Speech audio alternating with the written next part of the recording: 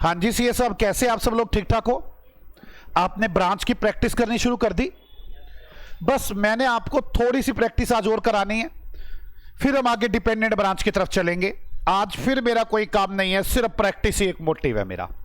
आ जाओ शुरू करते हैं हम क्वेश्चंस। मुझे बताना कितने क्वेश्चन हम कर चुके हैं। रीजन ऑफ डिफरेंसेस आ गया, ये तो 9 तो कर चुके हैं ना, -9।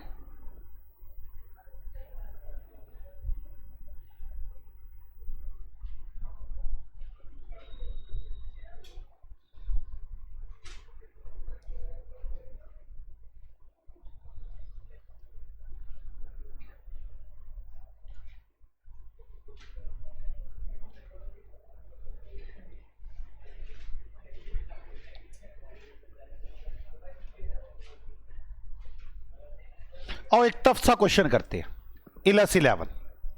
टफ टू तो कुछ नहीं, बस ऐसे ही है।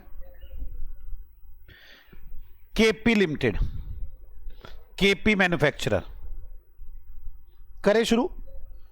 आ जाओ, एक सेकंड। चलो, KP manufacture a range of goods.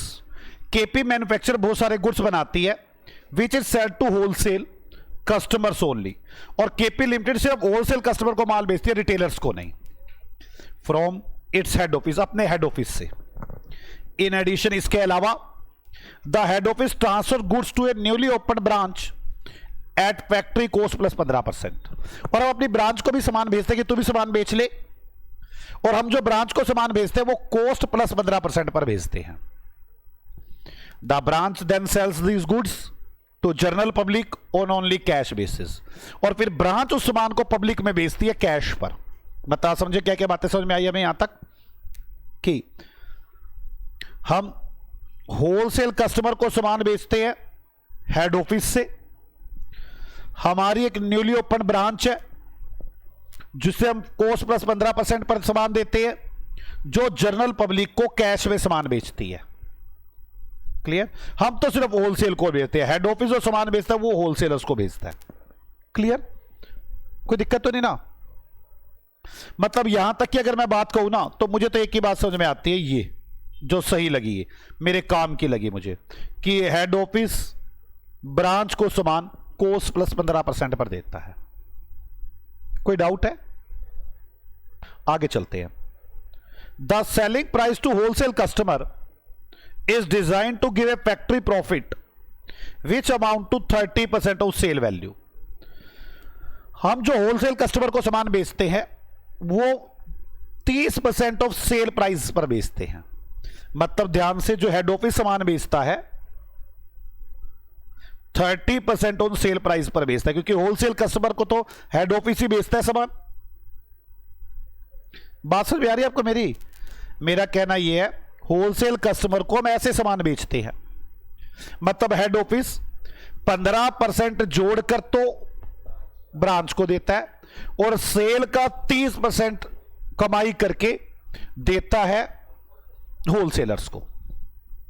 आगे, the selling price to general public, general public को तो ब्रांच बेचती है, is design to give a gross margin of 30% of sale value. Selling price less cost from HO 30% of sale value. मतलब general public को जो सामान बेचते हैं वो भी 30% ऑफ सेल वैल्यू पर बेचते हैं। यहां तक बात समझ में आती है? ये तो वही स्टॉक ना दे रखा उसकी बातें दे रखी है सारी। KP operate from the rental premises, किराए का भवन है, and lease all other type of fix assets, सब किराए की एसेट्स है। The rent on hire charges for these are included in the overhead cost shown in the trial balance. Trial balance में कोई ओवरहेड नाम से हमने एक हेड बना रखा है जिसके अंदर लीज और हायर चार्जेस सब कुछ इंक्लूड है, मतलब रेंट और hire charges. From the information are given below, you are required to prepare for the year ended 31 December in columnar form. Columnar form मतलब 3 इकट्ठे एक साथ। P and L account of HO, branch और entire business, पूरा P and L account बनाना है। Balance sheet as on 31 December. And balance sheet बनानी है इकट्ठी, एक पूरे बिजनेस की कंबाइंड बैलेंस शीट। मतलब अगर मैं यहां से बात करूं तो मुझे दो बातें समझ में आती है, एक तो मुझे पी एंड एल अकाउंट बनाना है और एक बैलेंस शीट बनानी है मेन सॉल्यूशन में। नीचे मुझे ट्रायल बैलेंस दे दिया गया है, raw material purchase, direct wages, factory overhead, stock, raw material का और फिनिश गुड्स का, debtors, cash, administration, salesman, selling overhead, inter unit account. Inter unit समझ में ना आपका, इंटर यूनिट मतलब एक दूसरे का बैलेंस बताएंगे हम लोग। Capital, creditor, provision for unrealised profit. ये बात समझ में आ गया आपको? क्या होगा ये? स्टॉक रिजर्व होगा, ये ओपनिंग स्टॉक रिजर्व। किसको क्या करेंगे? इसको तो इनकम बना लेंगे सीधा। Sales goods and to branch, goods receive from HO. लो जी, ये चार बातें भी दी गई हैं। On 28 December branch remitted 1500 to HO and this has not yet been recorded in the HO books. Also on the same date the HO dispatch goods to the branch invoice price 1500 and these too have not yet been entered in the branch books. मतलब एक cash in transit है और एक goods in transit है। It is the company policy to adjust item in transit in the books of the recipient। recipient की books में एंट्रियां बनानी है, वो तो समझ ही गए हम, कैश इन ट्रांजिट की और गुड्स इन ट्रांजिट की। The stock of the raw material held by HO at the HO on 31 December. Stock of raw material दे रखा है एचओ का, फिनिश गुड्स नहीं दे रखा। फिनिश गुड्स तो मुझे निकालना पड़ेगा, पता है ना कैसे निकालूंगा? स्टॉक अकाउंट बना के एचओ का। You are advise that there were no loss, stock loss incur at HO और द ब्रांच। आप ये मत समझ लेना कोई लॉस है, लॉस नहीं है हमारे यहां पर। It's KP practice to value of in stock at HO at factory cost. हम फैक्ट्री कॉस्ट पर स्टॉक की वैल्यू करते हैं। देयर वर नो ओपनिंग और क्लोजिंग स्टॉक ऑफ WIP। आप ये भी मत समझ लेना आध कचरा सामान पड़ा हुआ है, हम कहां समझते हैं ये बातें। Branch employee are entitle to a bonus 156 रुपए अंडर ए बिलेटरल एग्रीमेंट। एक एग्रीमेंट हुआ था, उसमें हमें ब्रांच के मैनेजर्स, ब्रांच के एम्प्लॉइज को एक बोनस देना 156 रुपए का। ये सारी बातें हैं। आप तो ये बताओ मेन सॉल्यूशन में आपसे पूछा क्या गया है। अब आप लोग पता क्या, फिर वही वाली बात, कंसेप्ट पे नहीं पहुंचते। मेन सॉल्यूशन क्या है?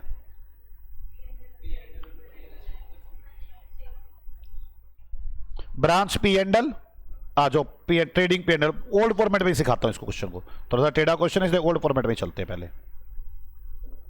चलो, इलस 11। चलो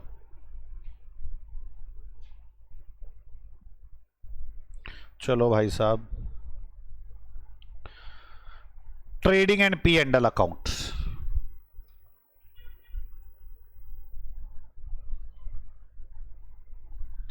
branch HO total, branch HO total,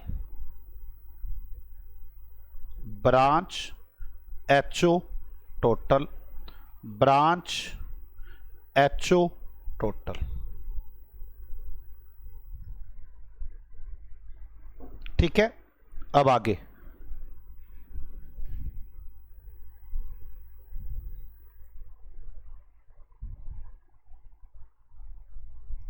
और consolidated balance sheet. Balance sheet तो कंसोलिडेटेड ही पूछी है, बन जाती है बड़े आराम से। सिर्फ करना क्या होता है, एच और ब्रांच के बैलेंस ना लिखो,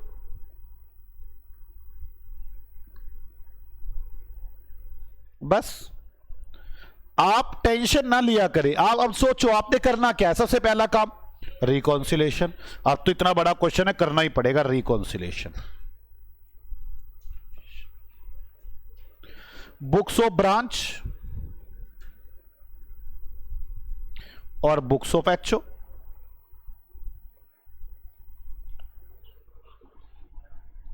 अब चले बुक्स ऑफ ब्रांच और बुक्स ऑफ एचओ, तो देखे कैसे, देखते इन्होंने क्या बैलेंस लेना है, क्या देना है। तो सबसे पहले 5000 और 2000, 3000 का फर्क। वैसे तो मुझे पता है यहां से भी चल रहा है, गुड्स सेंट और गुड्स रिसीव से भी 46,000 और 44,500, 1500 का फर्क तो यही है।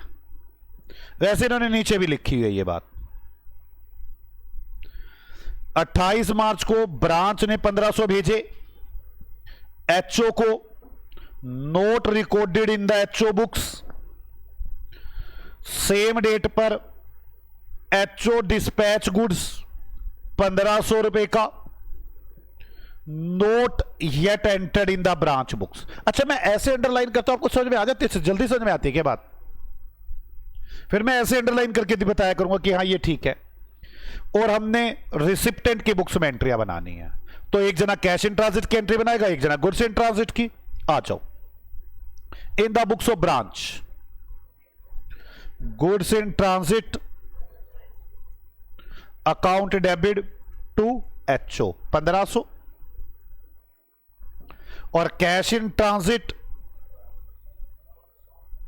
Account debit to HO to branch 1500। हो गई, 3000 का ही फर्क था, हो गया एडजस्ट। लो जी, रिकंसिलेशन हो गया। इसके बाद क्या करते थे हम? ब्रांच के फाइनल अकाउंट, इस एंट्री को ध्यान में रखते हुए और ब्रांच के फाइनल अकाउंट बनाए। चलो जी, ब्रांच के फाइनल अकाउंट। सबसे पहले फिनिश गुड्स, यही है ना ब्रांच का फिनिश गुड्स, 9200 रुपए। चलो, to opening stock, green pen से काम करता हूं, दिल कर रहा है। टू ओपनिंग स्टॉक 9200 रुपए। कोई दिक्कत है क्या इसमें? ओपनिंग स्टॉक के बाद कैश 1000 रुपए,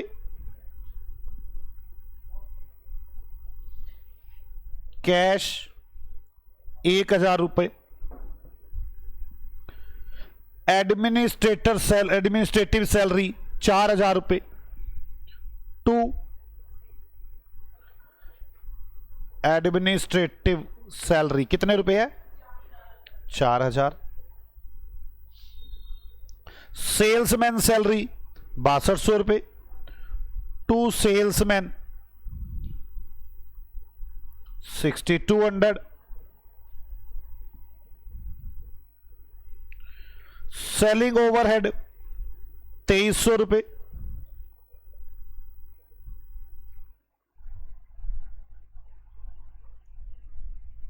अब आगे इंटर यूनिट अकाउंट 2000 ना, अभी तो ठीक किया, 3500 रुपए किया ना, भी ठीक।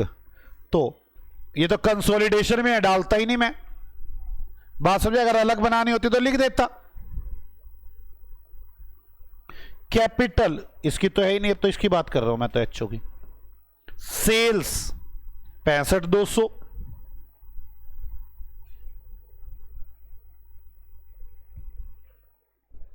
सेल्स के बाद गुड्स रिसीव फ्रॉम एचओ 44,500 नहीं, 1500 ऐड हो चुके हैं, 46,000।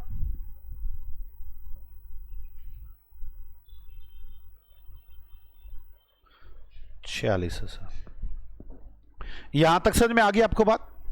अब कोई एडजस्टमेंट्स देखते हैं क्या है।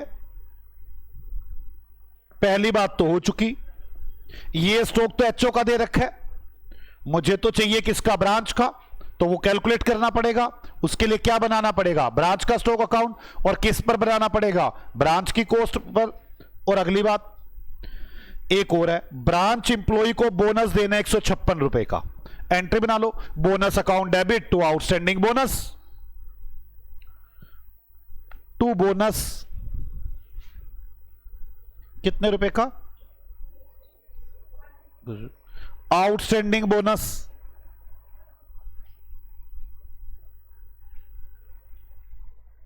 कोई दिक्कत है क्या इसमें? अब तो बस ब्रांच का स्टॉक अकाउंट बनाऊं और छुट्टी पाऊं। ब्रांच का स्टॉक अकाउंट बनाने में एक दिक्कत है, क्या? वो कैलकुलेट करना पड़ेगा कॉस्ट वाला, है ना? आ जाओ, कॉस्ट वाला कैलकुलेट करें। चलो, एचओ ब्रांच, मैं मान रहा हूं एचओ की कोस्ट है 100। यहां बच्चों को थोड़ी दिक्कत आएगी। एचओ ब्रांच को सामान कैसे भेजता है ये देखो, कोस्ट प्लस 15%। बोलो, एचओ ब्रांच को सामान भेजता है कोस्ट प्लस 15%। तो आईपी 115। अब होलसेल कस्टमर को माल बेचा जाता है 30% ऑफ सेल प्राइस, मतलब एचओ 30% ऑफ सेल प्राइस सामान मार्केट में सेल करता है, मतलब एचओ का सेल प्राइस। यहां बच्चे गलती करेंगे। ये कह रहा है अगर सेल प्राइस 100 हो, प्रॉफिट कितना रखता है? 15 ना, 30 मूर्ख। तो कॉस्ट कितनी रहती है इसकी? 70। हां या ना? वो यही कह रहा है। तो होलसेल कस्टमर को 30% ऑन सेल प्राइस बेचता हूं, कॉस्ट नहीं बोल रहा, ऑन सेल प्राइस बोल रहा है। ये मुझे अलग से कैलकुलेशन करनी पड़ेगी। अगर सेल प्राइस 100 होगा, प्रॉफिट 30 होगा, तो कॉस्ट 70 होगी। और मेरे यहां पर कॉस्ट कितनी है? 100। या आप ऐसा भी कर सकते हैं कि कॉस्ट का कितने परसेंट होगा, ये 30 divide by 70 into 100, percentage on cost कितना आ गया? 30 डिवाइड बाय 70 इंटू 100,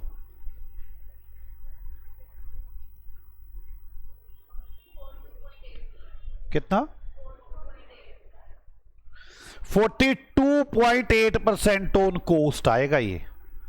जब भी कभी ऐसे सेलिंग प्राइस पे दे रखा हो तो मुझे ध्यान से देखना पड़ेगा, मुझे कन्वर्ट करना पड़ेगा कितने परसेंट ऑन कॉस्ट है, क्योंकि मैंने क्या एज्यूम कर रखी है?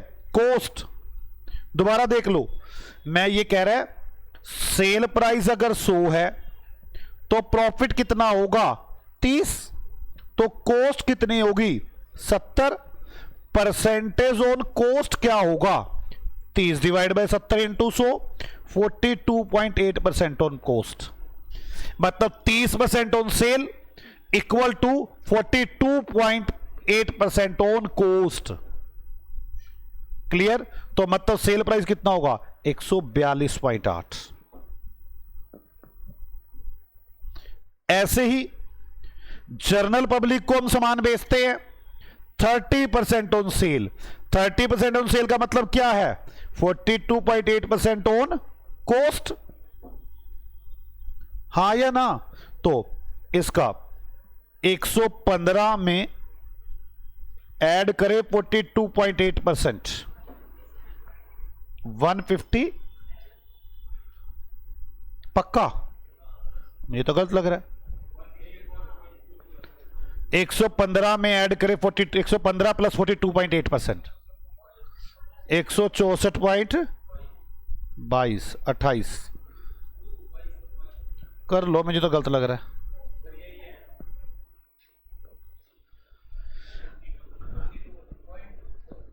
पॉइंट 42.8 कुछ आगे भी आ रहा होगा। पक्का? 22 आ रहा है। क्या आपको यह बात समझ में आ गई है? ये इसके अंदर एक टेढ़ा पॉइंट था, बाकी कोई टेढ़ा पॉइंट नहीं, बाकी तो सब रिवीजन ही होगी। इसके अंदर था ओन कॉस्ट भी दे रखा है, ओन सेल भी दे रखा है। यार ये कर क्या रहे हो आप एक काम करो, इसे ओन सेल को ओन कॉस्ट में कन्वर्ट कर लो, इसको भी ओन सेल को ओन कॉस्ट में कन्वर्ट कर लो। 30% ऑन सेल का मतलब होता है 42.8% ऑन कॉस्ट, और मैंने आपको कन्वर्ट करना सिखा दिया कैसे करते हैं। वैसे ये काम फाउंडेशन का। ओके, पक्का? चलो अब तो ब्रांच का स्टॉक अकाउंट बना लूं, ब्रांच स्टॉक अकाउंट। और ब्रांच का स्टॉक अकाउंट किस पर बनाऊंगा मैं अब? Cost per. कितनी कॉस्ट है? 115। चलो देखते हैं कहां गया, ये रहा 115 स्टॉक अकाउंट। ट्रेडिंग अकाउंट से देखते और चलते। Opening stock 9200, goods receive 46,000। To balance BD 9200, to goods received कितना है 46,000। बाय सेल्स कितनी सेल है 65,200 डिवाइड बाय 164.22 इंटू 115 कितना 658 बाय बैलेंस सीडी 99542। ये पॉइंटों का फर्क जरूर चल रहा होगा, कोई नहीं। तो क्लोजिंग स्टॉक निकल आया। क्लोजिंग स्टॉक बाय स्टॉक कितने रुपए है 9595।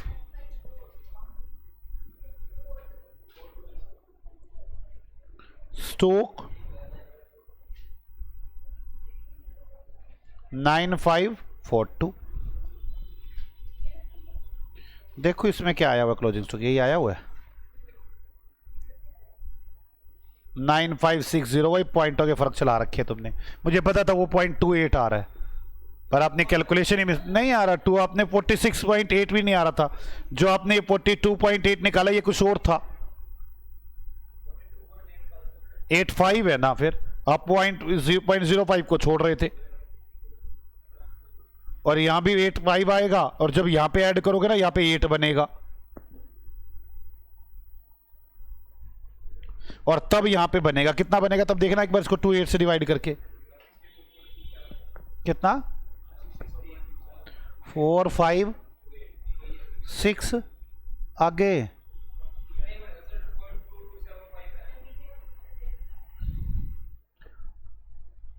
डिवाइड। आप मुझे एग्जैक्ट बता दे कितना आता है, थोड़े ज्यादा डेसिमल्स ले लो, मैं मैच करना चाहता हूं उसके साथ यार।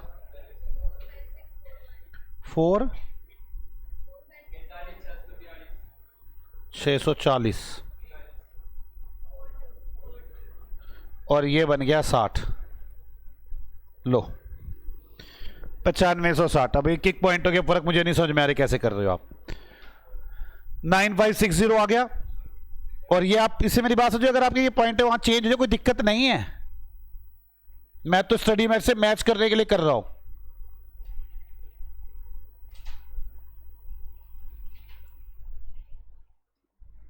क्लियर, स्टॉक आ गया।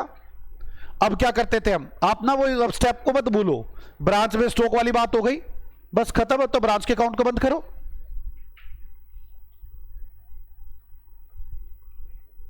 To GP 16860 by GP 16860 NP 42। यार 42 आ भी सकता है यार। आपको मैं फिर बार बार कह रहा हूं, आप इतनी बेवकूफी ना करें। मैं इस बेवकूफी का आपको बड़ा तगड़ा अर्जाना भरना पड़ेगा, जो आप सोच भी नहीं सकते वो अर्जाना इस बेवकूफी का है। मैं बार बार एक बात कह रहा हूं, आप ये मत समझे कि ये मजाक वाली बात है। ये वो बात है कि आप लोगों को सब कुछ आते हुए सीए बनते बनते रोक देगी। 19,560 में से ये सब माइनस करे। आप कोई जल्दी मत करें, आराम से कैलकुलेटर दबाएं। आपको पता है मैं गलत करता हूं, तो आराम से दबाएं कैलकुलेटर को। 69 नेट प्रॉफिट आ गया। जब आदमी को पता हो कि मुझसे गलती होती है हर बार। 6904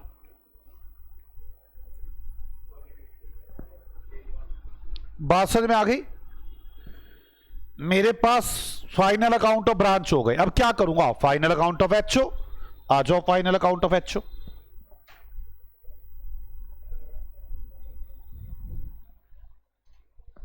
raw material purchase 35,000 to purchase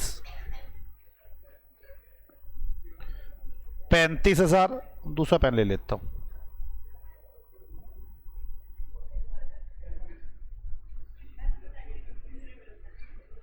$35,000। Direct wages 1,08,500 to wages 1,08,500। ठीक है। वेजेस के बाद factory overhead 39,000 to factory overhead.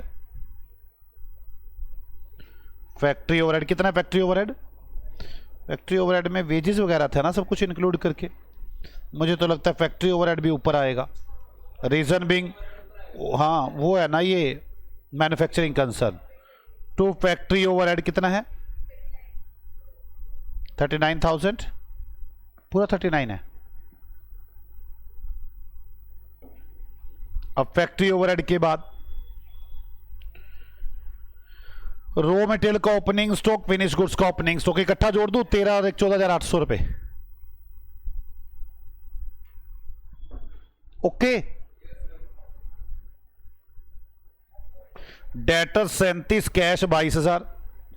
Debtor 37, cash 22 नहीं 1500 कैश इन ट्रांजिट है। 23,500। बात समझ में आ गई? Administrator salary 13,900।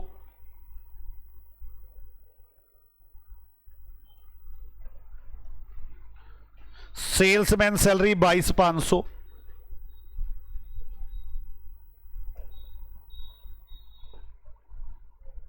Selling overhead 12,500।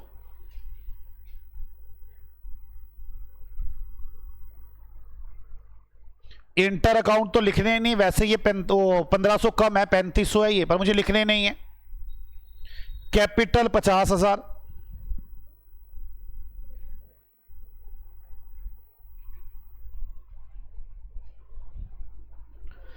Creditor 13,000।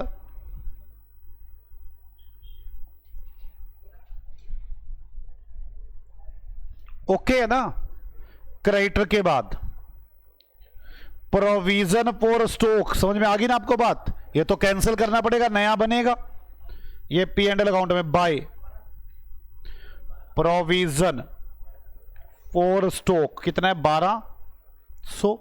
ऐसे क्लोजिंग का बनेगा तो वो इस साइड आ जाएगा, debit side. Sales 2 lakh, goods branch में लिख दिया क्या मैंने?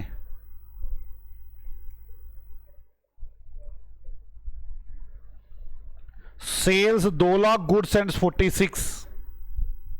2 लाख बाय गुड्स एंड 46। बस ये तो खत्म। अब इसकी बातें देख लो एचओ की। एचओ की पहले तो ये कैश इन ट्रांजिट थी, हमने करी दी। स्टॉक एचओ का देखो कौन सा स्टॉक दिया हुआ मुझे, रॉ मटेरियल का। स्टॉक ऑफ रॉ मटेरियल 2300 रुपए का, पर मुझे रॉ मटेरियल का स्टॉक थोड़ी ना चाहिए, मुझे तो टोटल स्टॉक चाहिए। तो मुझे स्टॉक अकाउंट बनाना पड़ेगा एचओ का। आओ एचओ का स्टॉक अकाउंट।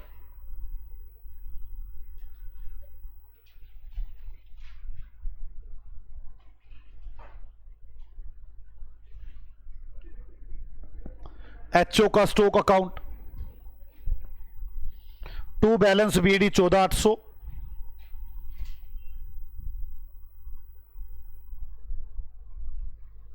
क्लियर? आगे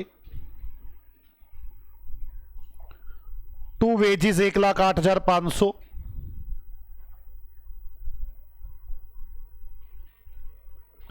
टू वेजेस के बाद टू परचेज 35,000।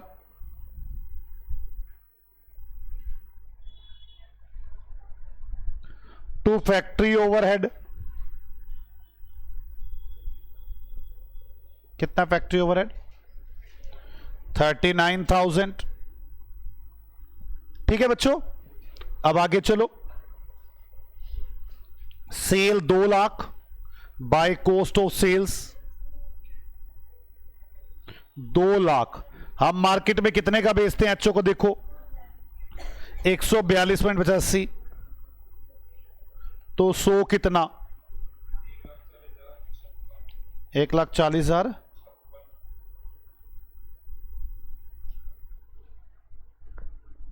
यही आ रहा है। पता है अब मुझे तुम्हारे पर यकीन खत्म हो गया। आप ठीक भी बोलेंगे तो मैं कुछ नहीं समझ पाऊंगा, और आप सोच के देखो अगर मेरा यकीन खत्म हो गया तो आईसीआई वाला क्या करेगा।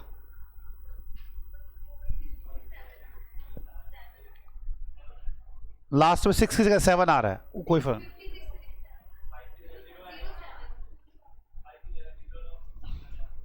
पक्का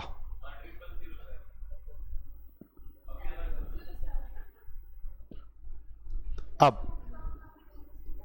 क्या बच्चे, वेजेस तो गलत बात है, अपने फाउंडेशन में नहीं पढ़ा। मैन्युफैक्चरिंग के अंदर ये देखो, अब मैं फिनिश गुड्स बना रहा हूं, फिनिश गुड्स में क्या क्या लगता है, वेजेस, फैक्ट्री के खर्चे, सब कुछ लगता है। बाकी अब कॉस्ट में जाएंगे तो ज्यादा अच्छा समझ में आएगा। अभी तो आप ये समझो ट्रेडिंग के सारी आइटम है। बाय गुड सेंट, कितना सामान भेजा था, 46,000, कितने के बराबर है, 115, कितना आ गया, 40,000। और by balance CD closing stock कितना, क्लोजिंग स्टॉक कितना,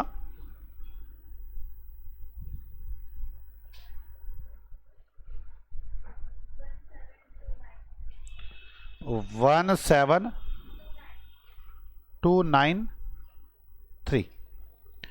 क्लोजिंग स्टॉक आ गया तो चले बैलेंस शीट में 1,917,293। और आप मेरी बात समझे, इसके अंदर वो वाला इंक्लूड है, रॉ मटेरियल वाला। अब आप अगर आप मुझे कहेंगे सर ये 2300 का है, तो मैं कहूंगा इसी के अंदर इंक्लूड है। टोटल स्टॉक निकल आया ही 1,7,293।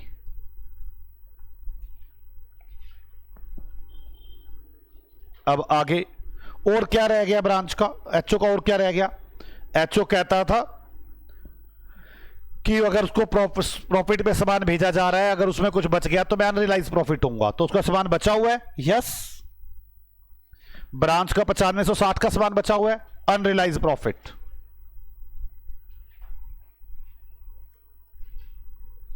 $9560 डिवाइड बाय 115 इंटू 15, जल्दी बताएं, 1247। ठीक है, इसका प्रोविजन बनाओ पी एंड एल अकाउंट में 2। देखा ना, ये पुराना खत्म हो गया, नया बन गया। प्रोविजन फॉर स्टॉक 1247, और ये बैलेंस शीट में आ जाएगा लाइबिलिटी साइड में, प्रोविजन फॉर स्टॉक 1247। आप अब मुझे जीपी बताएं, इसका जीपी कितना आ रहा है, जीपी फास्ट मुझे जीपी बताएं।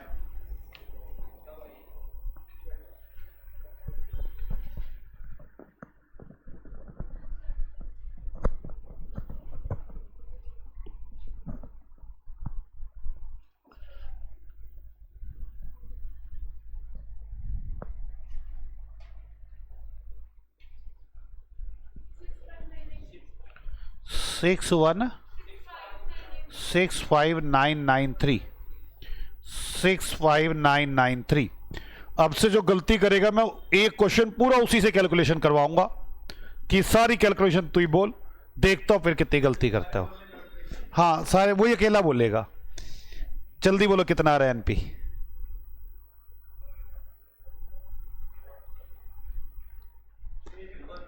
एनपी कितना आ रहा है एनपी, अब भी गलत आया।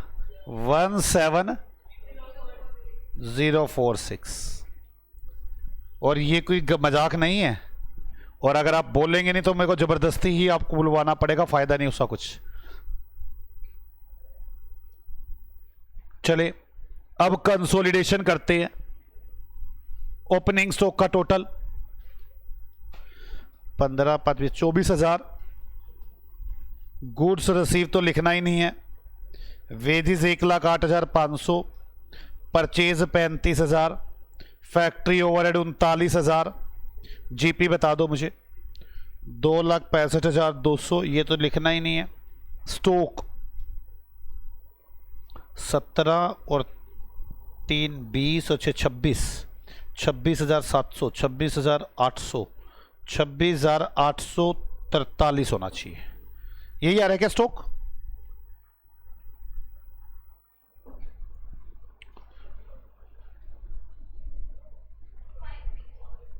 फाइव थ्री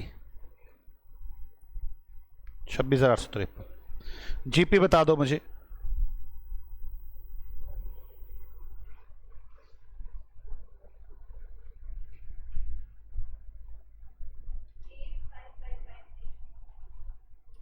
एट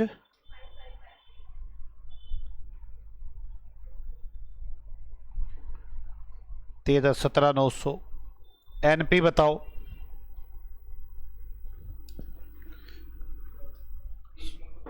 कितना? 950 एनपी हो गया। 23,950। सब टोटल करें और बैलेंस शीट को टैली कर दे। ये कितना है? 26,800।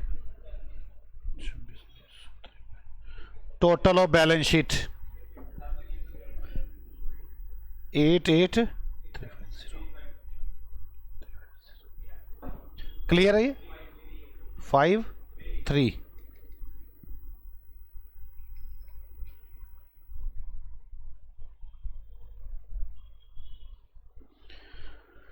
कोई डाउट है किसी को? बोलो बच्चों।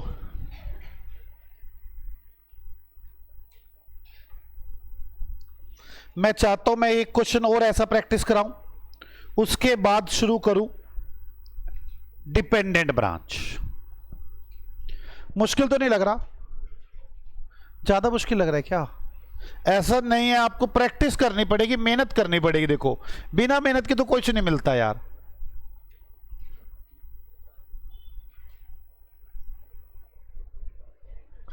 इलेवेंथ हो गया ना? 12th हो गया हमारा। कोलकाता के 40,000 रुपये की एसेस लायबिलिटी दी हुई है और 6 महीने में उन्होंने ये ट्रांजैक्शन की। Set out the head office account in the branch balance sheet. आप गलतियां करेंगे, कोई बात नहीं। Ring bell issued share capital है। ये कर लिया क्या हमने रिंग बेल वाला? 12th 13th हो गया। 13 हो गया। मतलब मैं कहना शुरू करूं, अगर मैं 11th से शुरू करूं, 11th हो गया, 12th नहीं हुआ, 13 हो गया। ऐसा ही है ना? 11 हो गया, 13 हो गया, 12 नहीं हुआ अभी तक।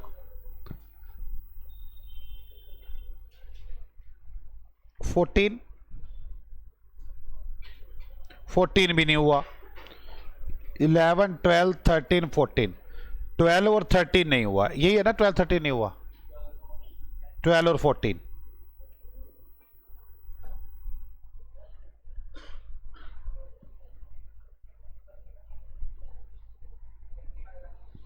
टेन 11 13 हो गया। आगे 14 हो गया। 15 16 17 तो हो चुके मेरे ख्याल, है ना? 15 हो चुका है, 16 हो चुका है, 17 भी हो चुका है। 16 15 16 17 हो चुके हैं।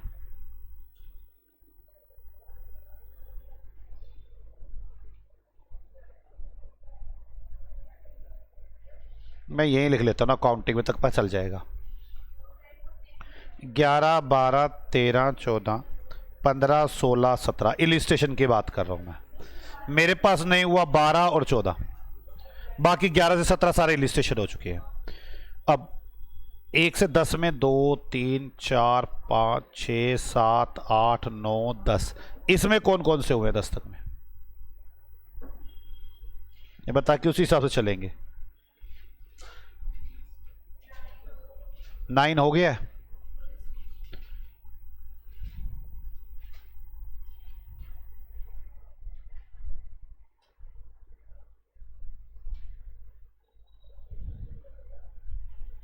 नाइन हुआ है सिर्फ, है ना? हाँ 9 हुआ है, 8 नहीं हुआ। इससे पहले हुए ही नहीं मेरे हिसाब से, तो बस 9 हुआ है। मतलब 10 रहता है, 8, 7, 6, 5, 4, 3, 2, 1, ये सब रहते हैं। ओके, देखते हैं क्वेश्चंस में। देखना कितने क्वेश्चन है टोटल। क्वेश्चन लगभग काफी सारे हो चुके, छोड़ो। आ जाओ, मैं अब आगे बातें शुरू करूंगा डिपार्टमेंट ब्रांच की, पर अगली क्लास में। अगली क्लास में हम स्टार्ट करेंगे डिपार्टमेंट की डिपेंडेंट ब्रांच। ओके बच्चों, बाय बाय, मिलते हैं आपसे अगली क्लास में। आप सभी लोग रिवाइज करके आएंगे। बाय बाय बच्चों।